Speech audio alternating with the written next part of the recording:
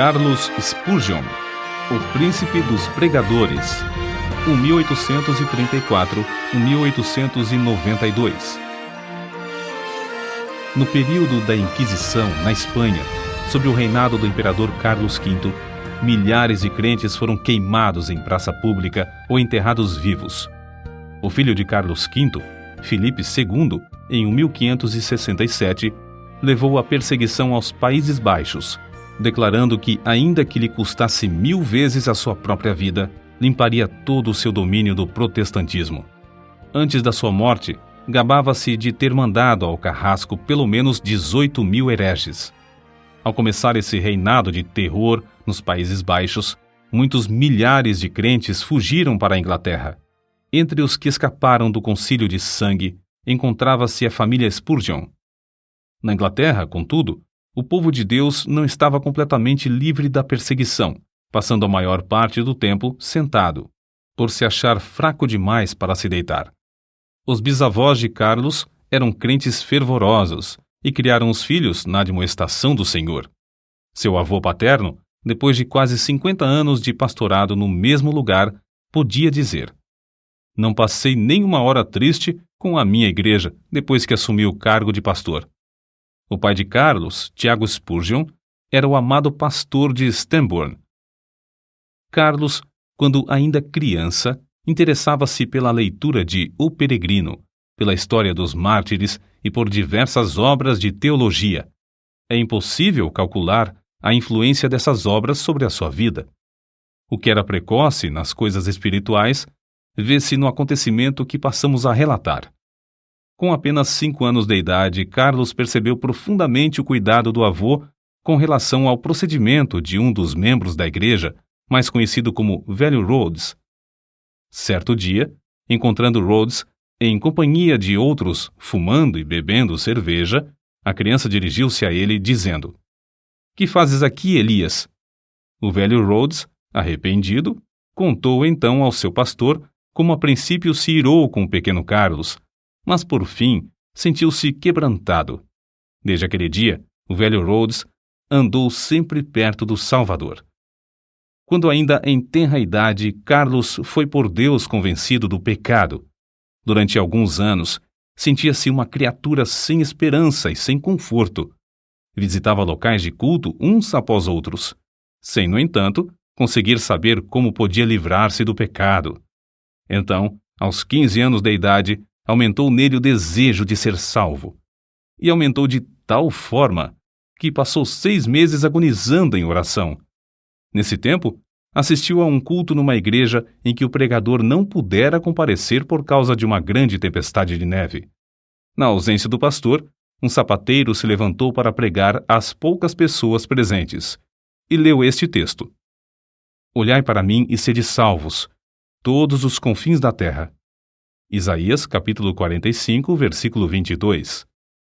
O sapateiro, inexperiente na arte de pregar, só fazia repetir a passagem e dizer: "Não vos é necessário levantar um pé, nem um dedo.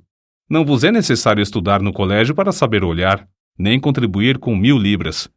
Olhai para mim, não para vós mesmos. Não há conforto em vós. Olhai para mim, suando grandes gotas de sangue. Olhai para mim, pendurado na cruz. Olhai para mim, morto e sepultado. Olhai para mim, ressuscitado. Olhai para mim à direita de Deus." Em seguida, fitando os olhos em Carlos, disse: "Moço, tu pareces ser miserável. Serás infeliz na vida e na morte, se não obedeceres." Então, gritou ainda mais: "Moço, olha para Jesus. Olha agora." O rapaz olhou e continuou a olhar até que, por fim, um gozo indizível entrou na sua alma. O recém-salvo, ao perceber as constantes investidas do maligno, foi tomado pela aspiração de fazer todo o possível para receber o poder divino e, assim, frustrar a obra do inimigo do bem. Spurgeon, por exemplo, aproveitava todas as oportunidades para distribuir folhetos. Também entregava-se de todo o coração a ensinar na escola dominical, onde alcançou de início o amor dos alunos e, por intermédio destes, a presença dos pais na escola. Com a idade de 16 anos, começou a pregar. Acerca desse fato, declarou: "Quantas vezes me foi concedido o privilégio de pregar na cozinha da casa de um agricultor ou num celeiro? Alguns meses depois de pregar seu primeiro sermão, foi chamado a pastorear a igreja em Waterbeach. Ao fim de 2 anos, essa igreja de 40 membros passou a ter 100. Como o jovem pregador tinha o desejo de aperfeiçoar-se, o diretor de uma escola superior, de visita à cidade na ocasião, marcou 1 hora para tratar com ele acerca desse assunto.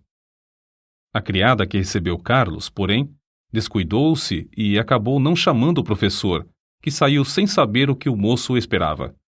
Mais tarde, já na rua, Carlos, um tanto triste, ouviu uma voz dizer-lhe: "Buscas grandes coisas para ti? Não as busques." Foi então, ali mesmo, que abandonou a ideia de estudar naquele colégio, convencido de que Deus o dirigia para outras coisas. Não se deve concluir, contudo, que Carlos Spurgeon tenha desistido de se educar. Depois disso, ele aproveitou todos os momentos livres para estudar. Disse que alcançou fama de ser um dos homens mais instruídos de seu tempo. Spurgeon havia ministrado em Waterbeach apenas durante 2 anos, quando foi chamado a pregar na Park Street Chapel, em Londres.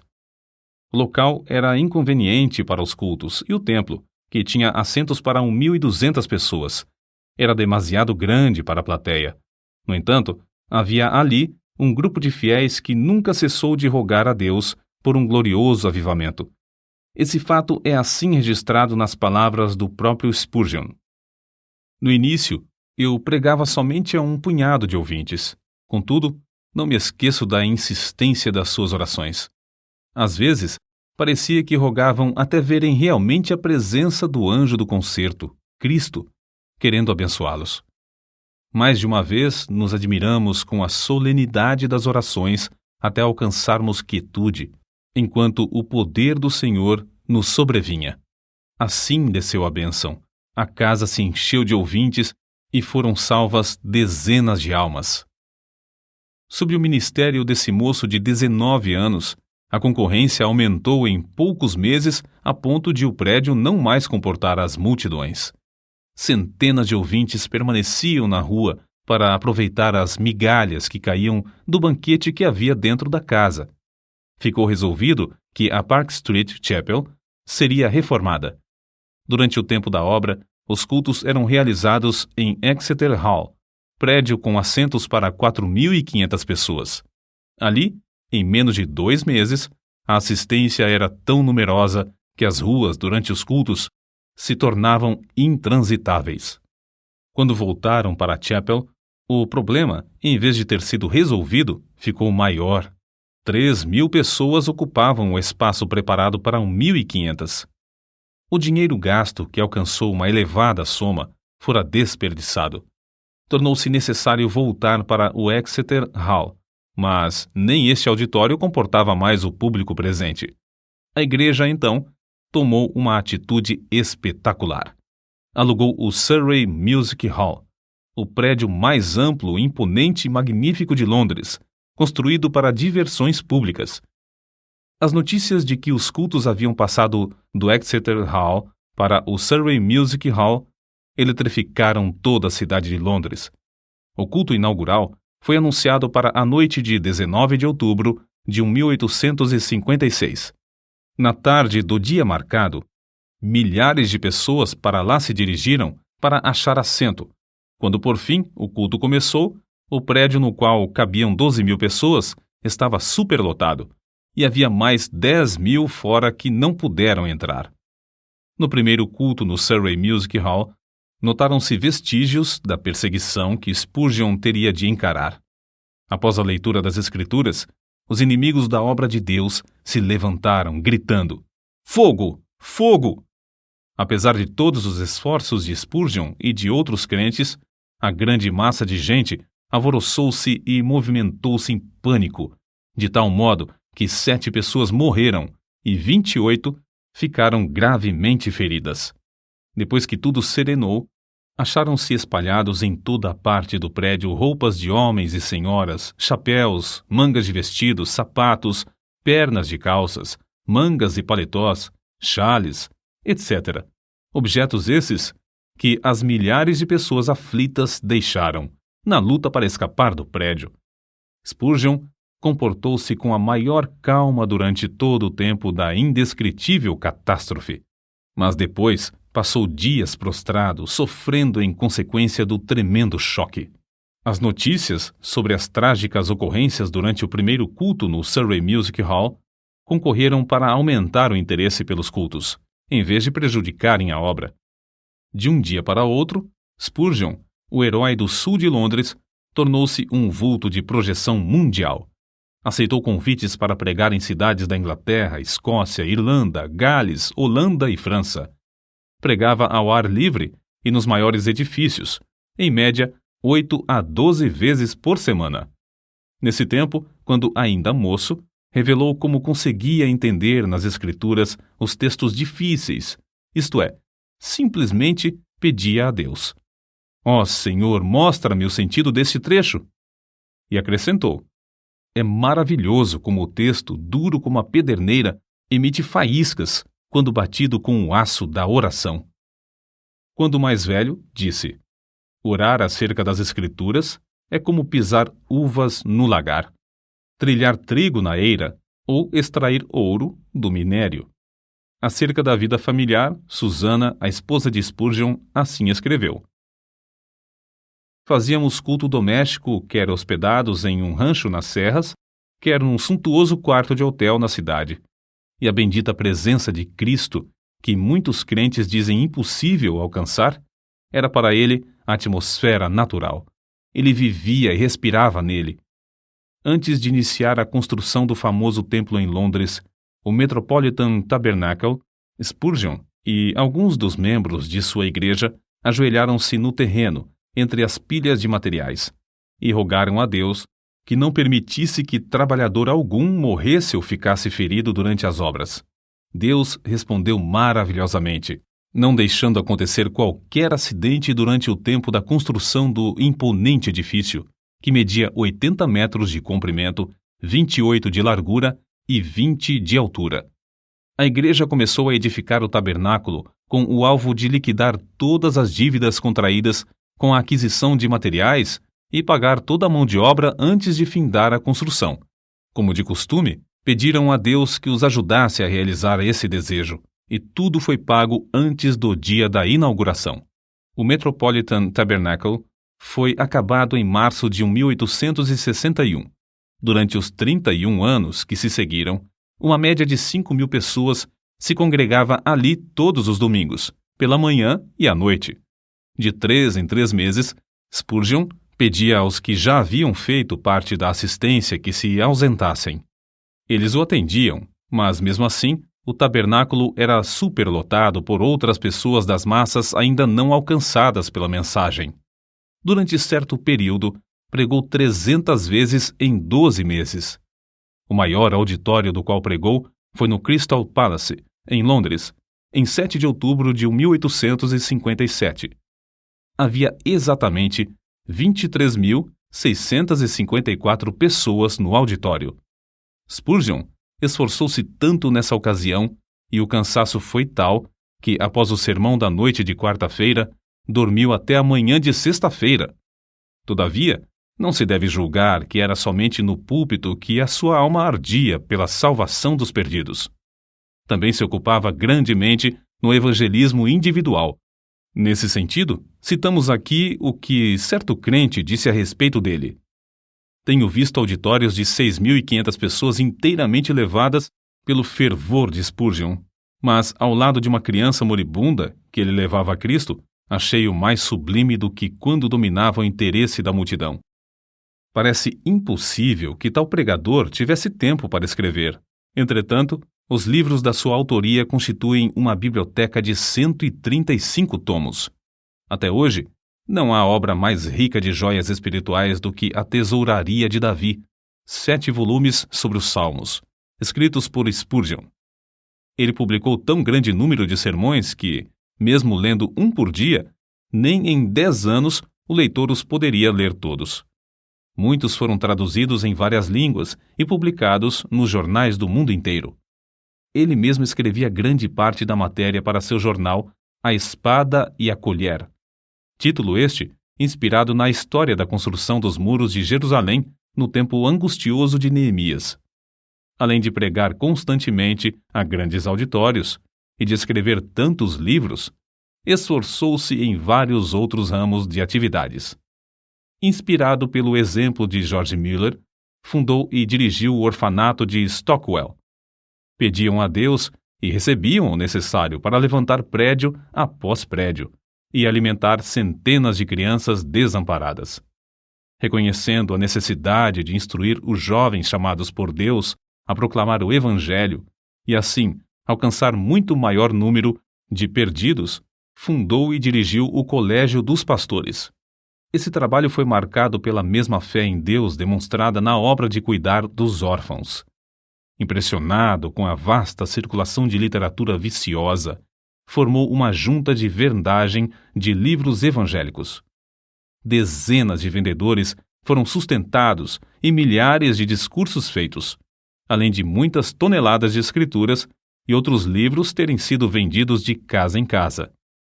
Acerca de tão estupendo êxito na vida de Spurgeon, convém notar o seguinte: nenhum dos seus antepassados alcançou fama. Sua voz podia pregar às maiores multidões, mas outros pregadores sem fama gozavam também da mesma voz. O príncipe dos pregadores era, antes de tudo, o príncipe de joelhos. Como Saulo de Tarso, também entrou no reino de Deus agonizando de joelhos. No caso de Spurgeon, essa angústia durou 6 meses. Depois, assim aconteceu com Saulo. A oração fervorosa virou um hábito na sua vida. Aqueles que assistiam aos cultos no grande Metropolitan Tabernacle diziam que as orações eram a parte mais sublime dos cultos. Quando alguém perguntava a Spurgeon a explicação do poder na sua pregação, o príncipe de joelhos apontava para a loja que ficava sob o salão do Metropolitan Tabernacle e dizia: na sala que está embaixo, há 300 crentes que sabem orar. Todas as vezes que prego, eles se reúnem ali para sustentar minhas mãos, orando e suplicando ininterruptamente. Na sala que está sob os nossos pés é que se encontra a explicação do ministério dessas bênçãos. Spurgeon costumava dirigir-se aos alunos no colégio dos pastores desta forma: permanecei na presença de Deus. Se o vosso fervor esfriar, não podereis orar bem no púlpito. Pior com a família, e ainda pior nos estudos, sozinhos. Se a alma se tornar magra, os ouvintes, sem saberem como ou porquê, acharão que vossas orações públicas têm pouco sabor. Ainda sobre a oração, sua esposa deu este testemunho: ele dava muita importância à meia hora de oração que passava com Deus antes de começar o culto. Certo crente também escreveu a esse respeito: sente-se durante a sua oração pública que ele é um homem de bastante força para levar nas mãos ungidas as orações de uma multidão. Isto é a ideia mais grandiosa de sacerdote entre Deus e os homens. Convicto do grande poder da oração, Spurgeon designou o mês de fevereiro de cada ano no grande tabernáculo para realizar a convenção anual e fazer súplicas por um avivamento na obra de Deus. Nessas ocasiões, passavam dias inteiros em jejum e oração que se tornava mais e mais fervorosa. Não só sentiam a gloriosa presença do Espírito Santo nesses cultos, mas era-lhes aumentado o poder com frutos abundantes. Na sua autobiografia consta que, desde o começo do seu ministério em Londres, pessoas gravemente enfermas foram curadas em resposta às suas orações. A vida de Spurgeon não era vida egoísta e de interesse próprio. Juntamente com sua esposa, fez os maiores sacrifícios para colocar livros espirituais nas mãos de um grande número de pregadores pobres, e ambos contribuíam constantemente para o sustento das viúvas e órfãos. Recebiam grandes somas de dinheiro, mas davam tudo para o progresso da obra de Deus. Não buscava fama, nem a honra de fundador de outra denominação, como muitos amigos esperavam. A sua pregação nunca foi feita para sua própria glória, porém, tinha como alvo levar os ouvintes a Deus através da mensagem da cruz. Considerava seus sermões como se fossem setas e dava todo o seu coração empregava toda a sua força espiritual em produzir cada um deles.